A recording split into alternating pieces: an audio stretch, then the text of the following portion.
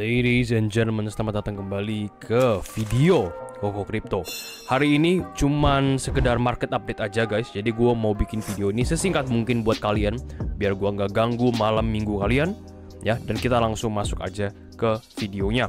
Oke, pertama kita bakal lihat harga Bitcoin. Koin ini bisa dibilang sedang koreksi sedikit ya. Dari local high di 95.800 ya, dan sekarang lagi koreksi ke 94.192. Kembali lagi ke level high sebelumnya ya. Dan kalau seandainya kita buka RSI, kita sebenarnya udah ngasih tahu dari live terakhir ya, dimana Bitcoin ini meskipun harganya semakin naik, tapi momentumnya bikin lower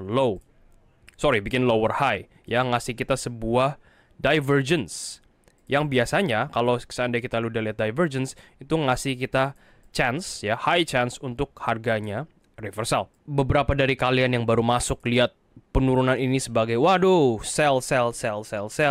Kalian harus lihat the bigger picture. Kalian harus zoom out dari price movement yang terus terang cuman kurang dari sehari malah ya. Jadi dari local high ini ke lows ini, ke higher low by the way, ini benar-benar kurang dari sehari. Dan sekaligus meskipun ada divergence, jujur ini tuh bukan waktunya untuk panik.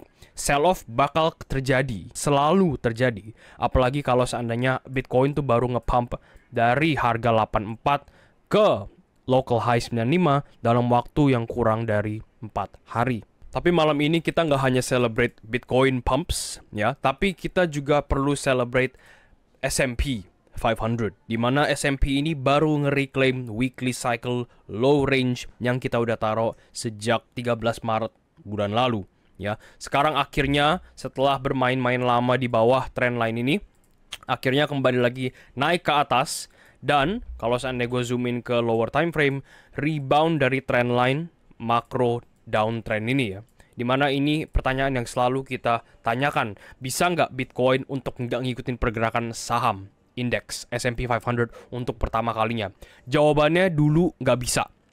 Terus ternyata baru-baru ini bisa. Ya, jawabannya adalah bisa, di mana S&P itu makin turun, meanwhile Bitcoin makin naik. Dan sekarang Bitcoin malah leading the charge. Bitcoin naik duluan, malah S&P yang lagging, yang naik ikutin pergerakan Bitcoin. Bukan sebaliknya.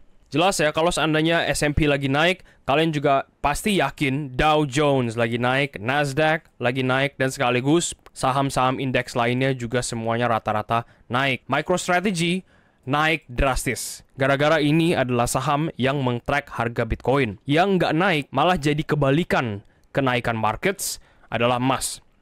Ya, gara-gara orang itu investasi emas dengan harapan untuk mencari aman di markets, di kondisi markets yang tidak jelas. Sekarang, market sudah kembali lagi ke bullish, dan sekarang emas turun drastis ya, dari 3.500 ke lows of 3.260.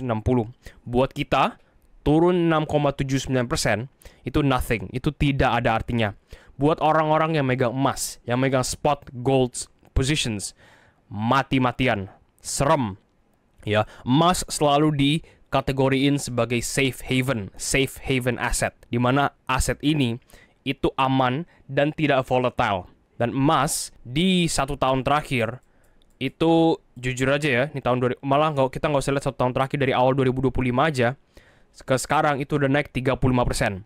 Emas yang harusnya jadi komoditi yang safe play, yang orang-orang invest buat just in case dan emergency fund, malah jadi salah satu aset yang nge-outperform market. Jadi sesuatu yang kita harus tahu ya, selama markets ini baik-baik saja, emas bakal kembali lagi trajektorinya naiknya kayak gini ya. Misalkan ini dari Desember ke Maret cuma naik 14%, dan ini adalah normal. Ini sebenarnya yang tidak normal. Kembali lagi ke Bitcoin, tapi gue nggak mau ngomongin Bitcoin. Yang gue mau ngasih tahu kalian adalah Bitcoin dominance. Ya, Bitcoin dominance ini adalah chart yang sampai sekarang gue kesel sekali untuk analisa. Gara-gara terakhir gue kasih tahu kalian tentang Bitcoin dominance chart itu saat di sini.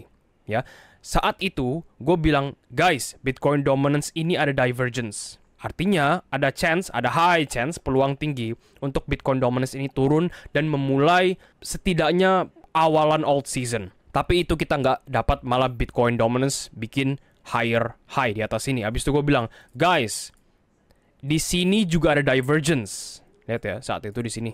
Kita ada high chance untuk makin turun ke bawah dan bakal mulai perawalan alt season. Malah bikin higher high. Dan live kemarin gue juga bilang ke kalian semua, guys, ini juga ada divergence ya. High chance untuk makin turun. Dan sampai sekarang nggak turun-turun. Tapi kalian harus note sedikit ya, kalian harus tahu sedikit di mana Sabtu Minggu itu adalah hari-hari libur ya. Hari libur, tapi bukan hanya kita aja yang libur. Libur untuk Wall Street juga. Selama ini kita selalu lihat market opens yang mendorong harga Bitcoin antara naik atau turun. Kalau seandainya tanpa ada liquidity market opens, rasa gua market ini agak susah untuk di-push antara naik atau antara turun. Koreksi ini itu tidak ada apa-apanya ya. Benar-benar tidak ada apa-apanya. Jadi nggak bisa bilang kalau ini udah invalidasi uptrend atau bagaimana ya. Ini terlalu, kalian lihatnya terlalu mikro. Coba cek makronya dan kalian baru paham, oh ternyata bull trendnya masih sangat-sangat jauh untuk mau bikin invalidasi. Sekarang kita pindah ke beberapa altcoins ya. Gara-gara beberapa altcoins yang harusnya kalian pegang dan yang harusnya yang gue udah kasih tahu ke kalian semua, itu rata-rata naik semua. Ya, congratulations buat yang akumulasi di level kemarin. Saat semuanya nge-bottom out, gue udah anjurin sekaligus untuk di members, maksain kalian untuk masuk. Gara-gara gue saat itu sangat-sangat percaya kalau minggu depan bakal naik. Ini postnya ya, ini buat membership doang by the way. Yang gue tulis di sini 2 minggu lalu ya. Minggu kedua April sudah bentar lagi mau selesai, artinya bentar lagi kita udah expect semua bakal naik. Apalagi proyeksi harga untuk Bitcoin dan alts leading up to 7 Mei sangat-sangat positif. Yang gue udah bilang sebelumnya, jangan takut beli di bottoms, karena bottoms adalah level yang convictionnya paling tinggi. Rata-rata alts sudah mulai nge-bottom out, malah beberapa alts sudah masuk bear market lows. Kalau kalian nonton member sudah lama, harusnya kalian tahu harus ngapain. Ini basically gue bilang, guys, jangan bodoh ya, beli sekarang. Masih harus diketahui kalau pepatah kuno crypto sell in May and go away masih valid banget. Tapi dengan dorongan ekonomi baru dimulai di Mei, plus harapan untuk alt season yang udah gak ada di kalangan retail, gue lebih percaya cycle of maximum pain ini bakal meledak ke atas dengan sangat tinggi. Only time will tell kalau strategi ini bakal pay off atau enggak. Enjoy your weekend, Koko Crypto. Koko Crypto pernah salah atau tidak? Gak hanya itu, ini Twitter gue ya, sangat-sangat profesional by the way. Twitter gue ini gue pin dari tanggal 31 Maret proyeksi harga Bitcoin sekarang dengan harga Bitcoin tahun 2017. Atau dimana kalau seandainya gue layerin, sangat akurat. Saking akuratnya tuh serem. Kalau seandainya selama ini proyeksinya bener, ya, dan cycle tahun 2017 bakal terulang lagi, apakah kita bakal lihat lebih dari 150.000 Bitcoin?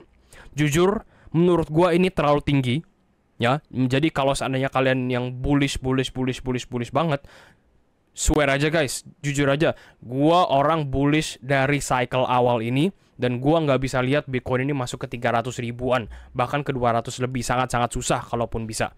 Ya, target gua masih sangat-sangat humble, masih sangat-sangat konservatif, yaitu 150.000 Bitcoin top di September. Kalau seandainya bisa lebih, syukur, jangan komplain.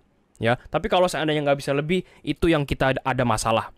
Gara-gara kalau seandainya 150.000 aja tidak diambil, tidak di cover sama price action untuk cycle ini, apalagi dengan jumlah adopsi yang all time highs, apalagi dengan crypto regulation yang siap dikeluarin, apalagi pemerintahan Amerika yang semuanya bullish on crypto.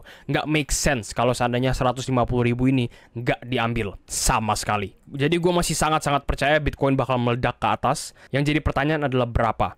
Ya, target gue masih sama 150.000 dari tahun lalu, tidak pernah berubah. Kalau seandainya masuk ke 200-an maupun 220, 250 ataupun sampai 300-an, jangan komplain, siap-siap kaya. Gak hanya itu, di live terakhir dan di live sebelumnya dan di video-video sebelumnya gue juga udah mention tentang proyeksi pribadi yang gue gambarin di depan layar kalian, yaitu the weekly cycle low, sideways and double. Sideways and double, sideways and double, sideways and double. Ini proyeksi yang tidak pernah salah selama gue buat di awal, bisa dibilang di awal Januari kayaknya. Awal Januari atau akhir Desember gitu. Dimana kita kemarin baru nge-hunting weekly cycle low yang udah kita caplokin di sini.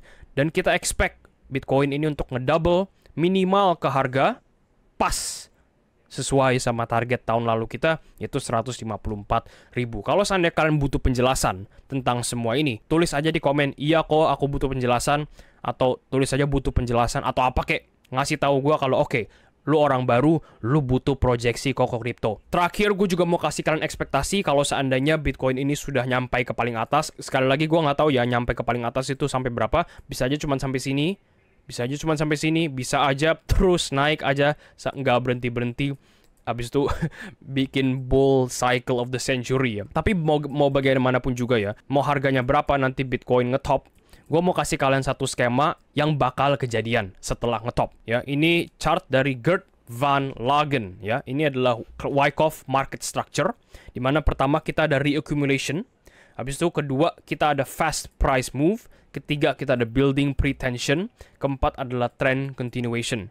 Jadi kita bisa lihat ya, ini nomor 1 ya, 1:2 dan lain-lain. Ini nomor 2 reaccumulation, ini yang 3 distribution, dan ini 4 redistribution, kita masuk bear market. Kurang lebih yang kita udah lewatin untuk Bitcoin adalah semua ini.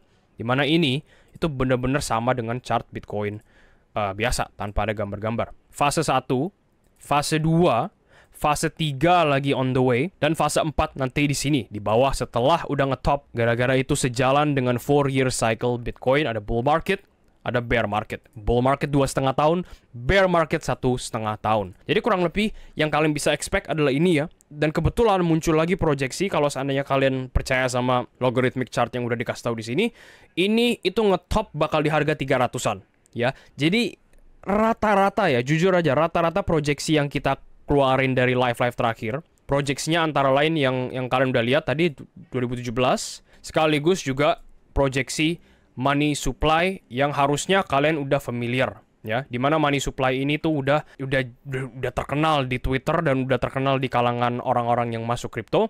Dan ini selama global money supply ini makin naik, Bitcoin bakal makin naik dengan lagging indikator sekitar 10 minggu ke belakang. Yang bisa gue kasih tahu kalian dengan yakin adalah Bitcoin bakal naik in the long term. Dan kadang-kadang that's all you need. Karena untuk jadi investor pintar, lu harus ngerti markets, siap entry, dan sabar. Itu saja yang mau gue sampaikan di video kali ini. Jangan lupa klik like dan subscribe kalau seandainya kalian belum. And I will see you guys in the next video. Take care. Bye-bye.